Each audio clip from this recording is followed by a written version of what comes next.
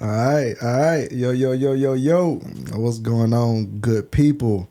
My name is Reginald DeVaughn II, and you are tuned into the Grapes and Grit podcast.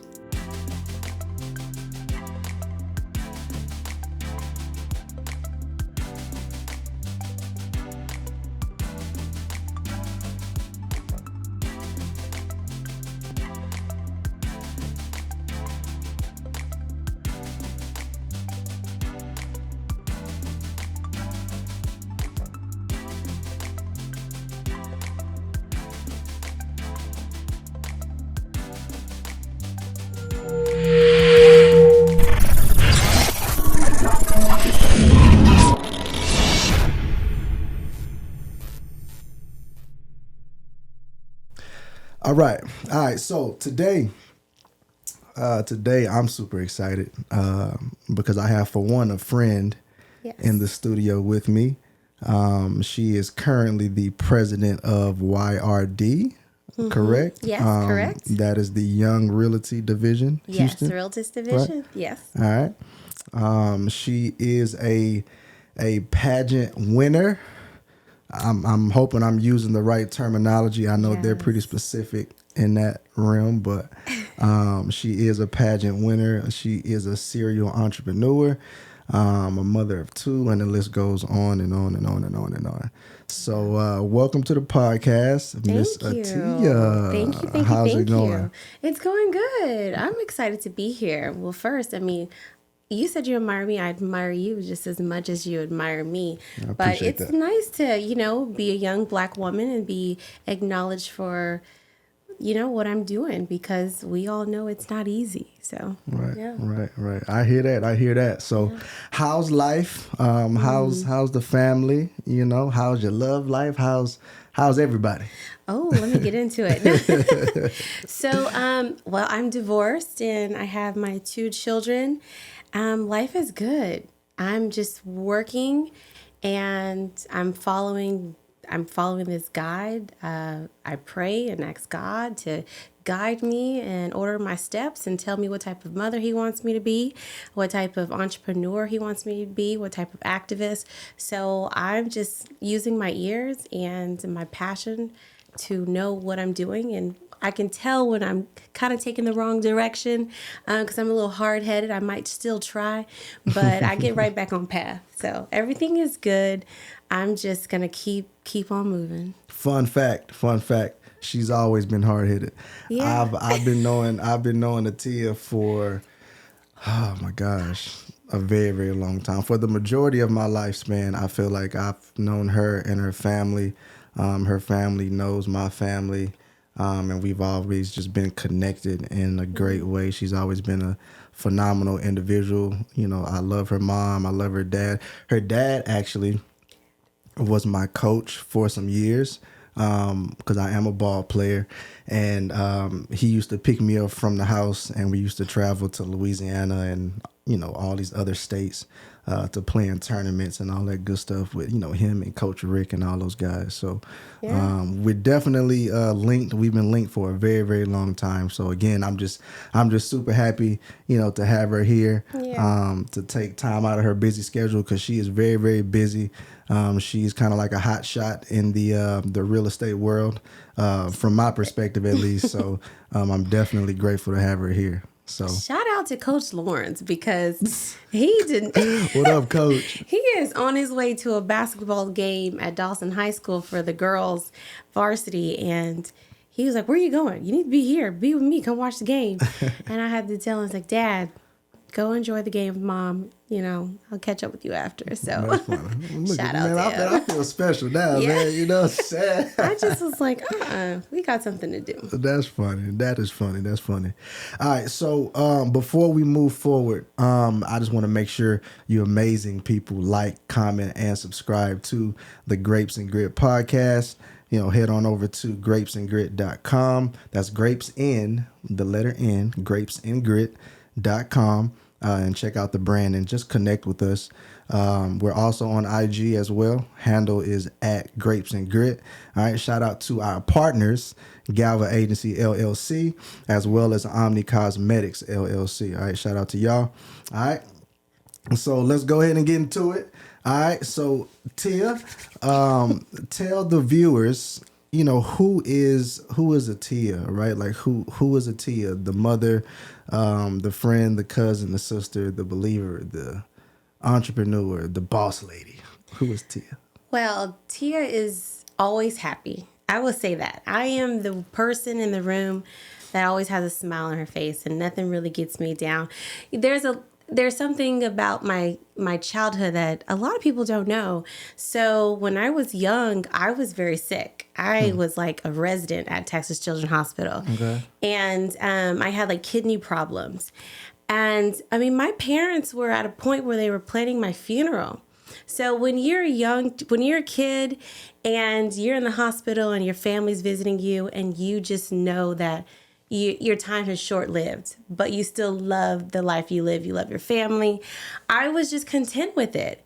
But I guess God said, no, I want her to be here, because even though the doctors were telling my parents to plan for a funeral, God had something different. And I have never had a kidney issue since. I just miraculously just got healthy and nothing's wrong. So even the doctors were a little confused, but we knew what happened. So it takes a lot to get me upset or to worry me, because when you didn't think you were going to be here, you just look at life different every single day. So I'm that happy one at the party. I always have a smile on my face, even when deals are going bad. That's awesome. Man, let's give her an applause for that. Give her a little applause for that, man. Now, I'm so happy to hear that. That's, a lot of people, they go through things like that, right? Whether it's in childhood or in adulthood. They just kind of deal with certain things, and a lot of people they may not understand your point of view and why you act the way you act, why you speak the way you speak, why you move the way that you move. But I feel like everybody has some type of testimony, whether people know it or not. And that's why it's so important to just kind of be conscious of, just people in general and how you handle people. Because, again, you never know what people go through. Never know. Yeah. Yeah, that's awesome. That's Thank awesome. you. I'm so glad you're here. Thank you. T-Money. I'm here living and breathing. That's what's up. So you did compete in pageants. So can you just kind of expound a little bit on that, in that experience? I know you won titles and all that good stuff. So just kind of enlighten not only myself, but the viewers. Oh my goodness. I've won quite a few titles. Quite a few, because I started off like that Tyler and Tara show, except my mom didn't have me with fake teeth and makeup. So I was actually competing, just, trying to do my little talent and stuff. Yeah. But when I became a teenager is when it became big for me, starting off winning Miss Teen Southeast Texas. But my most prized win, I've won Miss International, Miss Texas, United States, but my proudest moment was winning Miss Austin, USA in 2009, because I was and still is the only Black woman that's ever been crowned. Let's for give her Miss an applause Austin. for that. Let's go. Yes. Oh my gosh. That's awesome. Well, That's awesome. Being a Black woman in the pageant industry, it's Texas. Pageants are big in this state, and you just know it's a small community, and is a short-lived career, because at the time it ended at the age of like 25. So you're pushing for that title, try to get that title. Next thing you know, you're like 23 and you're like, oh, I got to keep going. Right. But I won quite a few titles, and they're all important to me. So awesome. So with that, how did that environment, exposure to that environment, kind of affect who you are today, in both personal life as well as the business life? So I learned a few things doing pageants. One, of course, confidence. You have to have confidence. You don't have to be the prettiest woman in the room or on stage, but your confidence oozes out and it just attracts people where they want to know more about you. So they taught me confidence, and no matter how I felt, I tell myself, you got this. Being a Black woman in a sorry white world, it also taught me a sisterhood bond, because when I would go into a pageant competition, it's usually like a week of competing. Like, you're doing things together, you're learning the dance number, you're doing your interviews, the prelim competition. One pageant I was in, I was number 78. So I'm number 78, but there might have been 5 of us, beautiful colored women that are in the pageant. And we all kind of draw towards each other. So I learned about that sisterhood bond where we have to support each other. Actually, my best friend, I met her in a pageant. And we can never get off the phone together. We both, we have families, we have children, we're both in careers, and we met competing against each other. So that's kind of what I learned. Okay. That's awesome, man. Yeah, that world, from what I see, it seems like a lot, in all honesty.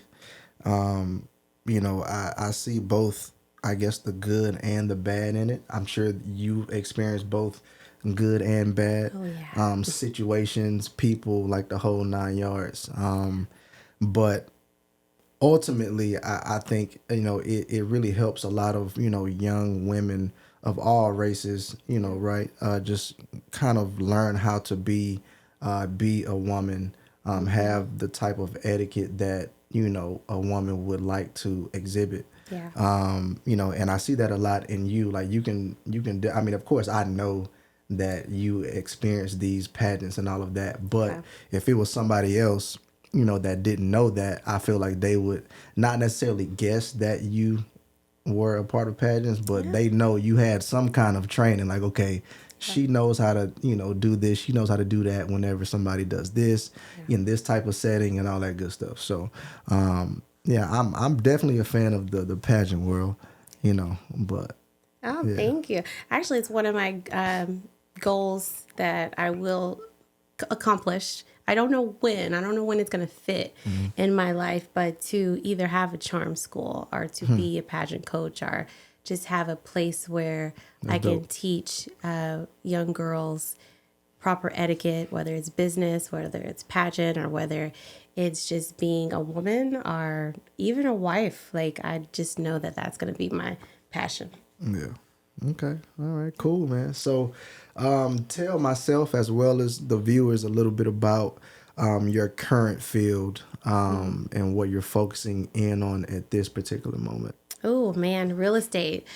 Real estate. Man, real estate is it's a love-hate relationship. I love it. But what makes me love real estate is the people. There's a reason why I have a top rating and I get awards. It's really just my customer service. I just know that sometimes this is the biggest transaction that somebody will make, or this is a life change for them. Maybe they're empty nesters and they have to move. They're sending their kids away, or there's a divorce and they have to, separate and move. So I understand that this is a people business. That is what makes me love what I do, because my relationship is always going to come first with my clients before a transaction. The second thing I love about it, of course, is, it's just, it feeds my lifestyle. It's a great business to have. So I just love that it gives me that opportunity to have a very comfortable lifestyle. So, and I would say I'm focusing on mostly residential listings. I do have new construction listings. I have luxury leasing listings, and I have investment lease listings. My least favorite, don't get mad at me, investors, is investment properties. It is, oh my goodness. I wish there was just an easy way to do investment. It's not easy.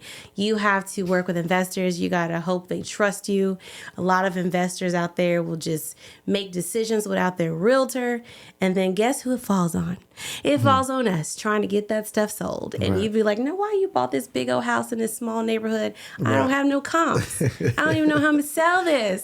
But I get it done. That's funny. So, but yeah, I think I focus on a little bit of everything. I don't say no. Okay. Now, with you being in that world, and being a woman at that, right? I feel like you're almost forced to kind of adopt that whole woman boss mentality that they talk about on social media and all of the female artist videos and all that, right? So, my thing is, like, what are your thoughts on that mentality, especially in the real estate world? Like, is it a necessity? Is it not a necessity? Is it just kind of like a ongoing thing, like it never shuts off, or do you have to put on a different type of hat in certain situations? Oh man, you know what? I think that whole terminology is just on steroids, and steroids, it's just too much. I appreciate it. I appreciate when someone calls me a boss. I appreciate that someone will look at me as a go-getter, and that possibly I don't even need a man because I'm out here getting it. But in all honesty, I grew up in a household with two parents, and my mom also was a businesswoman. But when I went to her office and I saw her being a businesswoman, and she had employees and she's running 2-3 businesses with my dad, I saw her being a mom and a wife first. So I grew up knowing that it's not really about that whole female ego empowerment. It's really about just owning who you are, loving your family, and just getting the job done. So that's how I see things. People who know me, they know that I have a very soft approach. People who don't know me, they see boss. But if you do know me, be like, she is as soft as a little kitten. And I am. She is. She definitely is. The only time that that boss comes out on me is maybe an email and in contracts, and whenever someone tells my client they can't have something, and I know they can.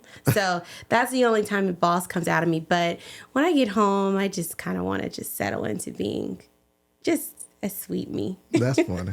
That is hilarious to me.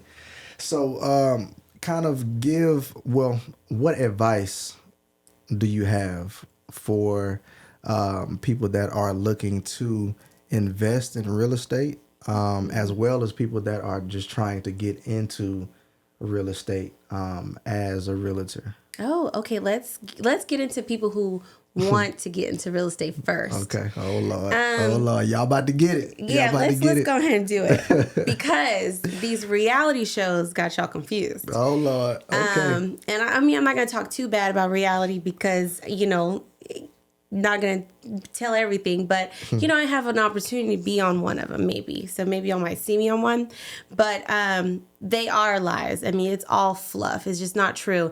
And a lot of people are sitting back watching reality shows, real estate reality shows, and thinking, man, this is easy, and they get that commission, I can do it. But really, it's very hard, and it's not for everybody. You have to come in it with a good heart, or it will eat you alive. There's like 40,000 licensed realtors in Houston, but only I think 3,000 to 5,000 are actually full-time realtors.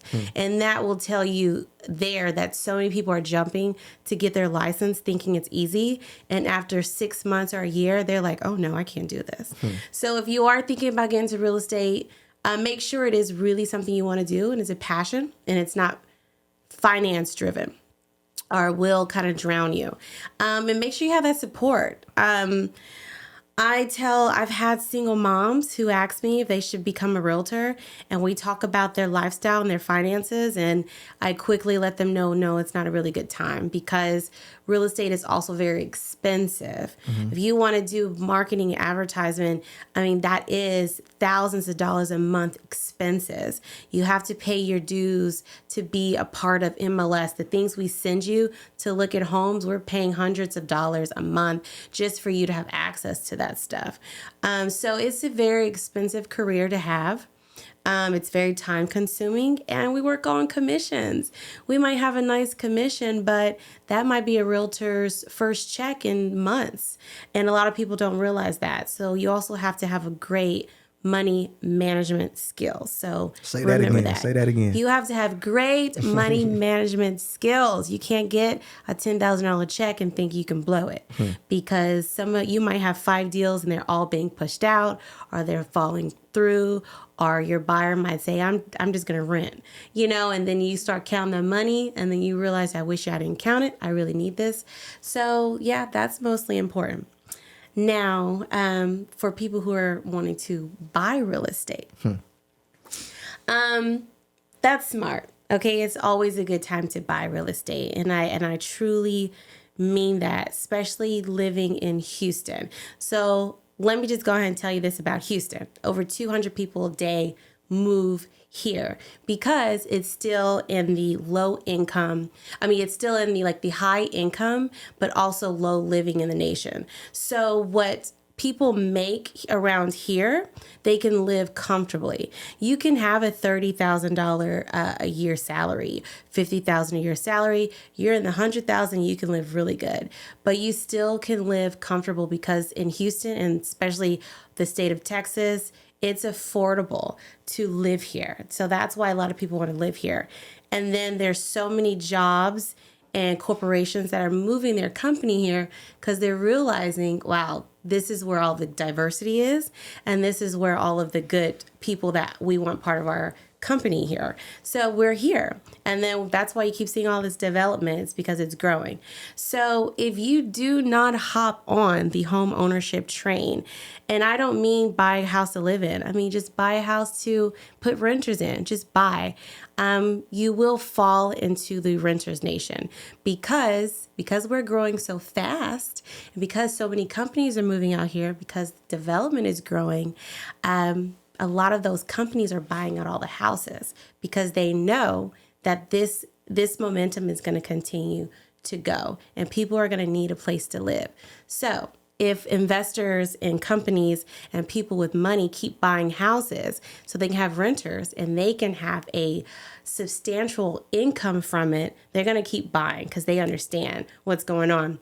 And then people who are sitting around waiting, well, when's the right time to buy? I don't know. Rates are kind of high. They're going to keep getting higher. So that's another reason why I say it's the best time to buy. You're going to end up being a renter. And I think that if you're not buying a house in the next 12 to 24 months, you might be renting for the next 2 to 5 years. Now, I didn't plan this question, but Okay. it came to my mind as you were speaking. So I have friends that make $35,000 a year. I have friends that make millions, right? And what I've noticed is there's definitely a difference in mentality when it comes to buying versus renting. Yeah. Right. So I see a lot of, my friends that may not be making millions. They're like, okay, yeah, like I have to buy, I have to get me a home. Like they do whatever they have to do. I just need a home. Right. Yeah. But then on the flip side, my more wealthy friends, their mentality is, well, no, we're only buying multifamilies. Outside of that, to actually live, we're renting because of liability and this and that. So could you just speak on, I guess, the difference in mentality depending on your revenue and all that stuff? Yes, absolutely. So starting with the millionaires out there, that's understandable, because if you notice, where they're renting is a lifestyle. Sorry, but luxury apartments, it's a lifestyle. They have the nice pool.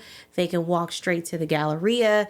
It's very understandable why somebody with money don't want a home. One, those people have a certain lifestyle where living in a suburban community don't make sense for them. Those people are travelers, and they're not going to be home majority of the year. Now, for a hardworking like Texas heroes, like police officers, teachers, even nurses, they probably should go ahead and purchase, because those are the people who are home. Those are the people who have to build a foundation for their family because they are actually here. So that's what I explain whenever I sit and I have a client who, makes $40,000 a year and they're saying, I don't know if I should just buy to invest or if I should buy a home to live in. And I always say you need to buy a home to live in because at the end of the day, what do you want to do whenever you clock out? You want to go home. And you want that home to be your home. And you don't want nobody telling you, oh, I'm going up on rent. Or, oh, I decided that I'm going to sell my house. So you need to move again. Those people just have a day-to-day life where they don't need a landlord telling them those things. As far as a millionaire who likes to travel 5-6 times a year, maybe more, and they have a business where they're either global or they work from home, a landlord can knock on their door and say, hey, we decided we want to do this to this unit, and they're going to be like, oh, okay, all right, I'll pay for some movers and I'll get out, or maybe I'll just take the penthouse if it's available. So those are just two different people, two different lifestyles. And yeah, I'm saying if you are a hard worker here locally, you need to buy a house. If you just still living the life and your money is just forever flowing, yeah, just buy investment properties and just keep living where you want to. Yeah, I totally agree. I have a lot of people that ask me about that on a regular, right? Yeah. They're like, okay, well, why is this billionaire like putting out campaigns saying, hey, don't buy it, but then this other person is saying, yeah, we have to buy. Yeah. That makes a lot of sense. I feel like that provided a lot of insight for a lot of people as far as whether they should rent or buy. I know that buying a home is a lot. It's definitely a major milestone for a lot of people. I actually know like at least maybe 4 or 5 people right now that are, kind of starting to start that home owner journey. Yeah. And they're trying to look for homes and they're trying to work with lenders and all that good stuff to see, what type of, deal they can get on certain types of homes and all that good stuff. So I definitely commend everybody, that purchases a home for sure. I've been blessed to, have a home for some years now. I started early, like super, super early. That's definitely something that my father kind of instilled within me, that, get the land, get you some real estate, get it at a young age and you'll be good. I promise you. Yeah. So I've been blessed to be a homeowner for a while. So thank you for that. All right. Thank you for that. I do have some more questions, but before we continue, I just want to make sure again, you beautiful people, like, comment, and subscribe to the Grapes and Grit podcast. Head on over to the website, grapesandgrit.com. That's with the N, the letter N, grapesandgrit.com to check out the brand and connect with us. We're also on IG. The handle is at Grapes and Grit. Shout out to our partners, Galva Agency LLC, as well as Omni Cosmetics LLC. All right. So I got a fun question. Oh, yes. I got a fun question now. All right. Which are you taking? Okay. Okay. A foreclosure that needs $300K in renovations, or a .34 acre lot to build a $300,000 home. Which one I'm taking right now in this market? I'll take the lot to build. Okay. Now, if it was 2020, I would have taken the foreclosure and I would have put that money into that house because I would have known that there would have been a line of people outside trying to buy it. Okay. Now, I'm glad you said that. I'm glad you said that. I was really hoping and banking on you answering it that way. Okay. Right? My reasoning is because... That was not planned. Right. My reasoning is because it's so many people that I know, and I see it on social media as well, every single week, that if it's a foreclosure, that beats any other situation. Like if they see the word foreclosure, it's been programmed like, okay, I have to do whatever, drop whatever, Yeah. and get that foreclosure. I was hoping you answered that in that manner because I'm telling you, 90% of people, if you ask them that question, just because they heard the word foreclosure, they're gonna say, "Oh yeah, I'm taking a foreclosure." Don't do it. So yeah, man, like I mean, I just feel like literacy is very important, right? And not to get so caught up in, you know, just social media and trends and what, you know, social media is saying is the right thing to do. Because now, again, like we're in a position where, again, like most of the world thinks that if it's a foreclosure, that trumps all. And that's clearly not the case because we have a professional here, you know, that is clearly telling you like she would even choose the acreage to build her home. Yeah, well, one of the first certificates designations that I was awarded was becoming a first-time buyer specialist, and I love my first-time buyers. I do, but what I learned in those lessons before I received that certification is foreclosure is real. And people are out there looking at foreclosure like, ooh, hot deal, like you know, that clearance rack at Walmart. But it's really somebody bought a home they couldn't afford. Yeah. And they tried to live above their means, and now they lost their home and now they're in extreme debt. So as an affordable first-time buyer specialist, that is the first thing that I stress to my buyers is I understand that you can get a loan with that 50-50 scale, but I don't want you to put 50% of your income in your home. You really need to be around 30 because foreclosure is real. And I give them that scenario. You don't want to lose your home. Just like how we said, regular hardworking people versus millionaires, hardworking people are building foundations for their family, generational wealth. They're building a home. So for them to have that for a couple of years and just take it from them, it is like mentally very hard for those people to come back. And then there's realtors out there that are greedy and they don't want to have the patience for someone to work with someone to get them back into home ownership.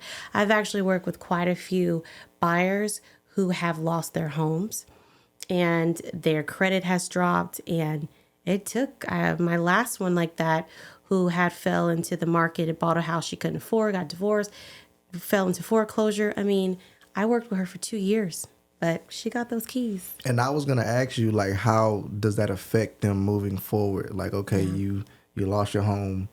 How long does it take to bounce back from that to be able to get a home and all that good stuff? So I'm glad you said that. Yeah, it takes a while. It takes about a year, maybe longer, because they're going to be very scared. So you have to be very patient with buyers who have owned before and lost their home. Yeah. So 30%, not 50. Not 50. Guys, 30. Yes. All right, the magic number is 30. Do you hear me? Yes. All right. So just kind of tell us a little bit about the current real estate market, right? Just kind of speak on, like market values, interest rates, property taxes, etc. Yeah. Okay. Well, I truly believe it's always a good time to buy, but it is not as easy and as appealing as it is right now because rates are high, but they're not the highest. We're looking at, and I'm not a lender. Let me quote that. I want my lender friends to be like, no, what's she up there talking about? She don't do lending. Leave it to us. But no, and I have great lenders. So if you hire me as your realtor, we'll take care of you. People are looking at it like, man, it's 5%, 6%, maybe even 7%. But before that big drop in 2020, I mean, you can ask your parents and grandparents. And when they were purchasing a home, they were in the 10, 12, some 18%. And so we are going to go back to that. Yeah. That's why I say it's a good time to buy, because it's just going to continue to go up.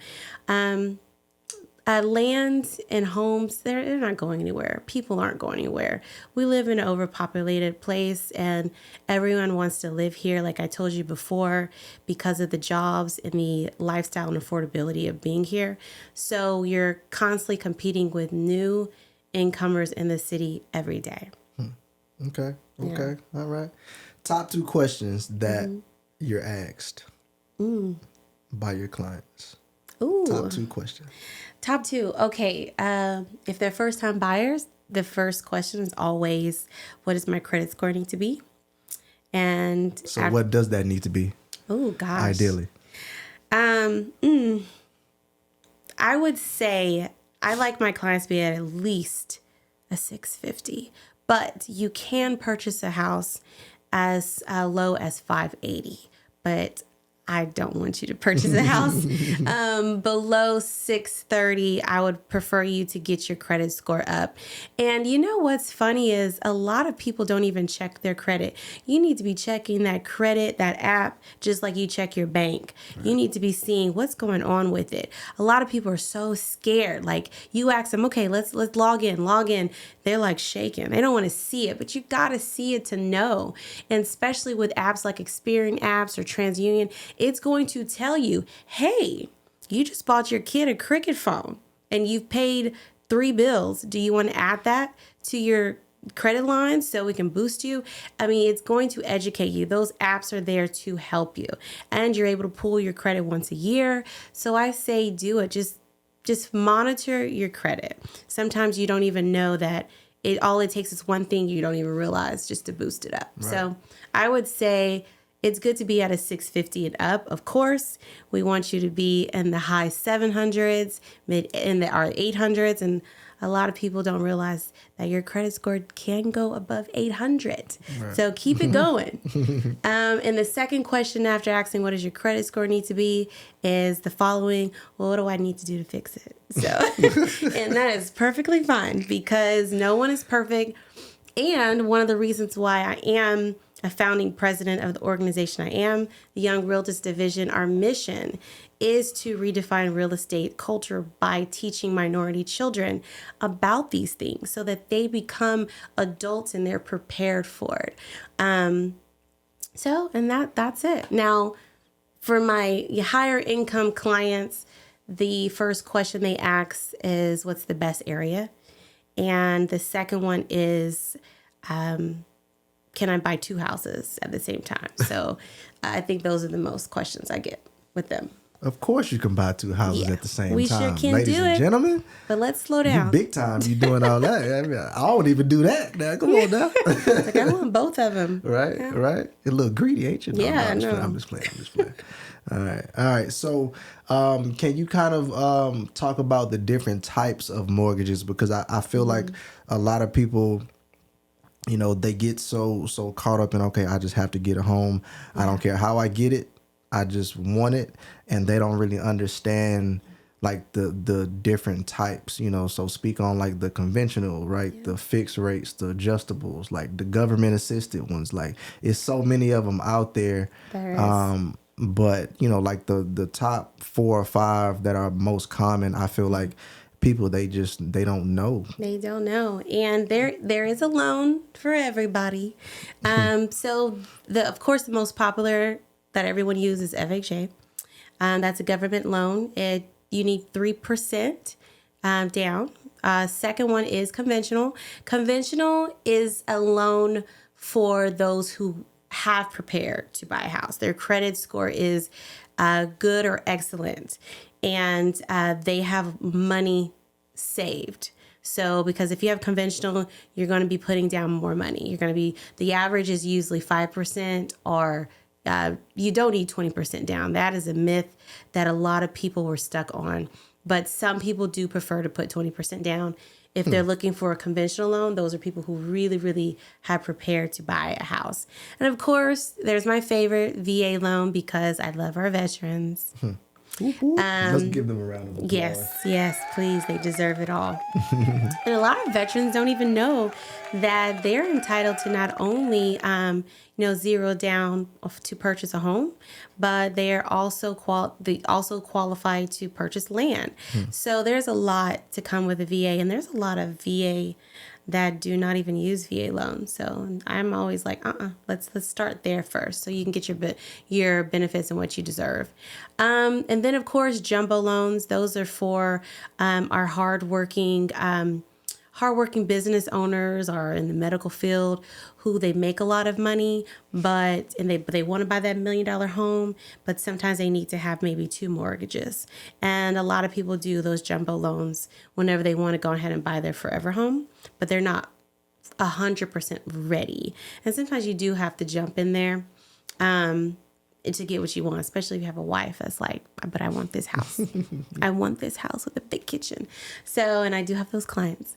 So That's I would funny say to me. though, yeah, that's pretty much it. Happy wife, happy life. Yes. Like I can true. tell you, like my wife is very, she's very low maintenance, but at the same time she likes what she likes. So, Yeah. so it's like she's not big on cars, but whatever car I get her, it better be It fully better be the loaded. best. It better have the heated steering wheel, the heated seats. Yeah. Of course, to her, she ain't thinking about the monetary add-ons. Oh, no, of course. but she definitely likes what she likes. Yeah. So, like I said, happy wife, happy life. Yeah, just keep just always remember that. And that's what I have to tell my husbands that I work with. So sometimes I don't even call them.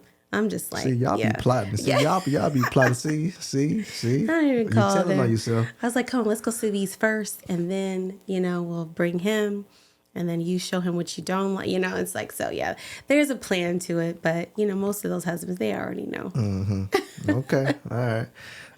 Any notable housing trends for the people to look out for in the next, year to New 3 or 4? construction. Yeah. New construction. Okay. If you are a single mom, new construction. That is the first thing we're going to look at.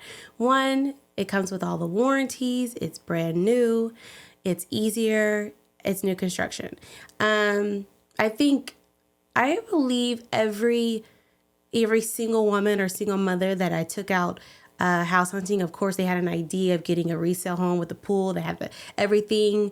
But once they went the new construction route, they were like, oh, yeah, this is better.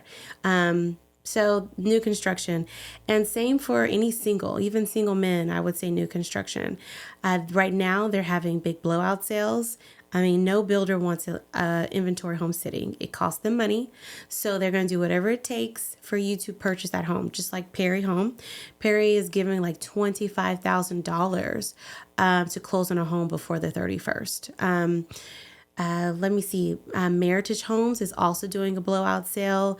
D.R. Horton, sometimes their deposit, earnest money, is as low as $99 to put down, build a house, have a house in 6 months. And then they also pay your closing costs too. So I would say that's the trend. The new development, the new construction, you're going to get the best deals because they're just trying to fill those houses up. Okay. All right. That's good to know. That's good to know. I may have to look for some new construction. Yes. Oh, and they're really great properties for renters because we still have people, like we were talking about credit, who are just not ready to buy. It's just not. First, we got to figure out how to get them on the train of money management and checking their credit. And so they might need a year, but they still have an opportunity to live in that community and where their kids can walk to the elementary school whenever investors buy new construction for them to live in. So I always say, if you're an investor, buy a new construction house. I mean, you're going to get a renter like that. Okay. All right. So you're clearly very knowledgeable of the real estate game. And, throughout your career, are there any decisions that you've made that you regret as far as, certain decisions that may have, took you back, 2 or 3 steps? I mean, the saying, sometimes you got to take a few steps back to get a step forward. But, sometimes also we just make the wrong decision and we take 5 steps back and it ain't no forward, Yeah. I will say that there is any mistake I made, I'm glad I made them because all of my mistakes that I've made, I've learned from them. I've grown from them. They've made me who I am, and I love who I am.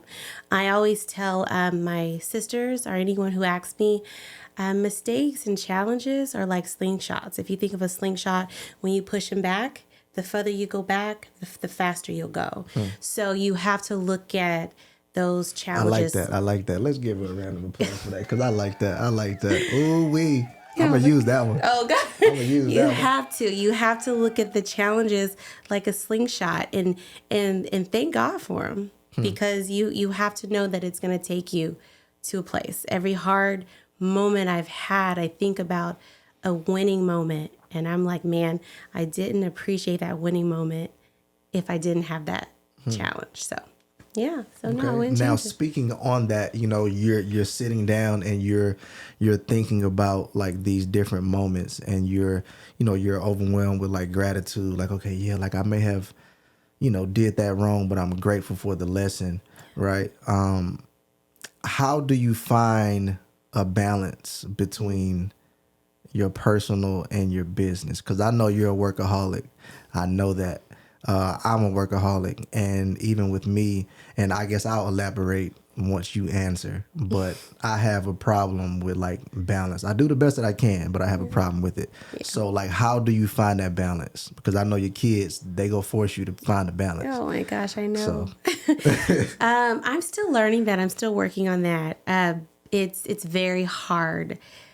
A lot of my days I actually have to sit down at night and write down what I need to do. I start off with the hardest things. Always start off with the hardest things. Do the longest and hardest things first. If you get caught up doing those easy tasks, you would do those all day. And then you look up and realize, ooh, I didn't finish something that should have been done by now. So that's just my advice, is that balance is hard. Balance takes, I think, years to learn. But again, I'm single, so I don't think I would fully understand balance until I have a partner, because that's what really truly balances you, is having that person, that yin, that yang. So that's what I tell myself whenever I feel bad that my days are running over. I'm like, well, I didn't have, sometimes that partner to tell you need to sit down, So I don't have that. I'll drive myself crazy and realize, man, I've been running on 100 all day when I need to settle down. So I would say, yeah, I don't have that down, but I will. y'all just gotta be doing something. Yeah. Like y'all literally like I can't see not one woman in my family being a housewife. Yeah. I just don't. Like, my mother tried it. She tried it for, I think it was, Mom, if I get this wrong, I apologize, but I think she tried it for a good year and a half. Oh my maybe. goodness. Like, she called herself like retiring. Yeah. It didn't last long. It did last long And at all. she got another job just to have another job. Because, my father is very, cut from the old cloth. So it's like, I'm take care of my household. Yeah. My wife, she don't necessarily have Shout out to to work.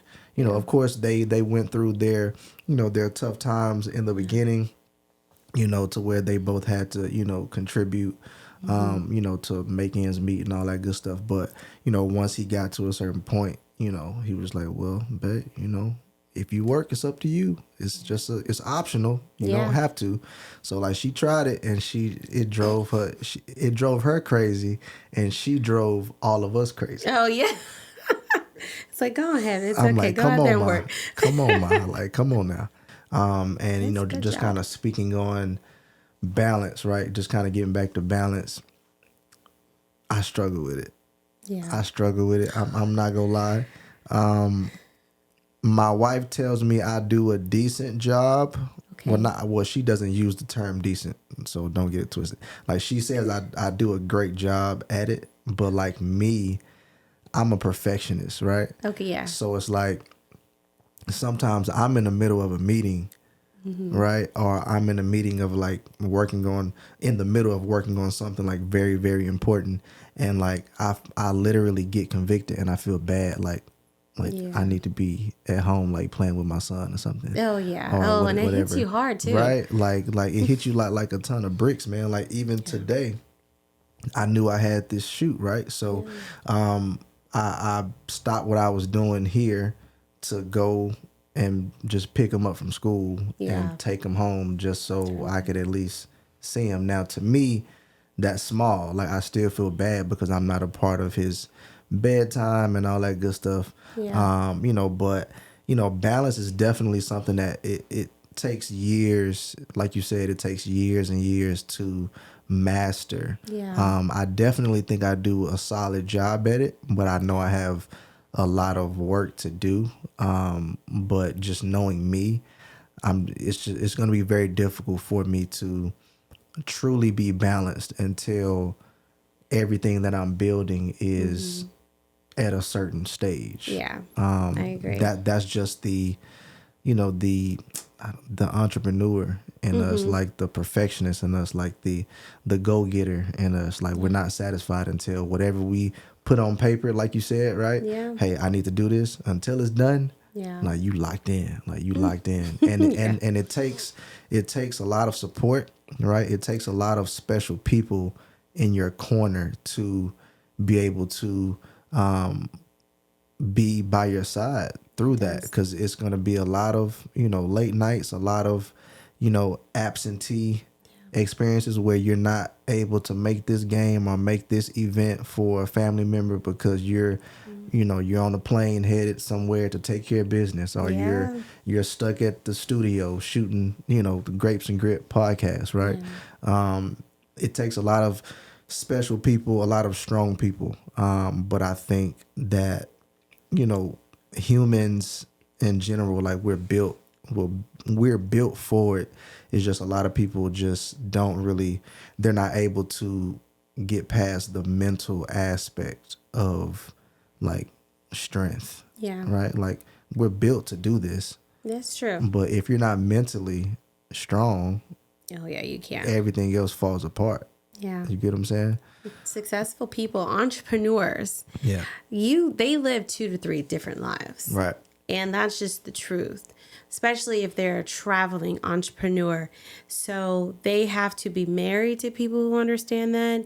They have to have families that understand that and not try to guilt trick them, because think about everyone has their favorite either celebrity or a billionaire or multimillionaire, business. You have your favorite person you look up to. Yeah. If you don't realize it, you just go on your Instagram and you'll see who you're following and who you're admiring. And I guarantee you, they have 2 different lives. And that's just the truth. There's people who don't. They have that one life. It's 9 to 5. They're home. They can focus on their families. They have their summers off, or they have their vacation hours. But for some people who just want more out of the lifespan that we have, they have multiple lives. So balance is just how. How do you do that? The only thing you can do, if you want to be a successful entrepreneur and also have a family, and also because you are going to be married to your work, the people you work with, that's your family. You're going to have 2 families.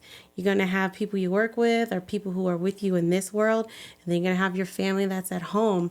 So the only thing I say that I think someone like that can do is learn your people and learn what you can do to make them happy, and understand that they are people who will compromise with you, and respect, like, hey, I have to do this, and I want this. And successful people are going to get what they want. They just will. This is how we're going to either do this. And when you have the right people on your side, they'll understand. They'll understand that your balance is it's a foreign language to regular people. Let the church say amen. Yeah. Let the church say amen. That's dope. That's dope. All right, so I have one last question. All right, I have one last question, and we're going to wrap this episode up. All right. Oh, I'm going to miss y'all. All right. So, growing up, right, what did you see for your future, right? And how does your current life now differ from that vision?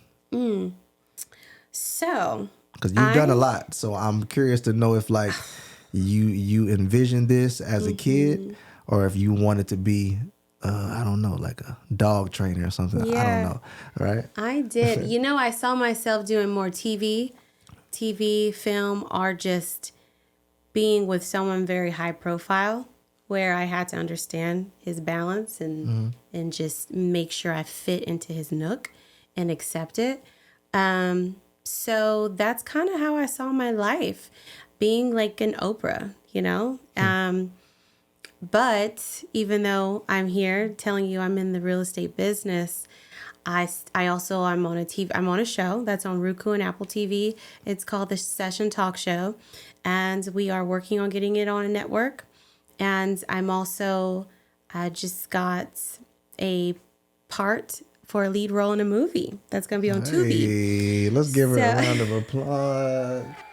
So I think I think God just took me through that entrepreneurship first, so that then He's like, okay, I'm giving you the opportunity to do more film and TV, and find that what people would say balance, but for us, we're like, that's just what fits in our nook. Right. So yeah, there's like more to come for Atia. Okay, awesome. Well, that wraps up this episode of Grapes and Grit podcast. Thank you, Atia, so much for hopping on the pod with your boy.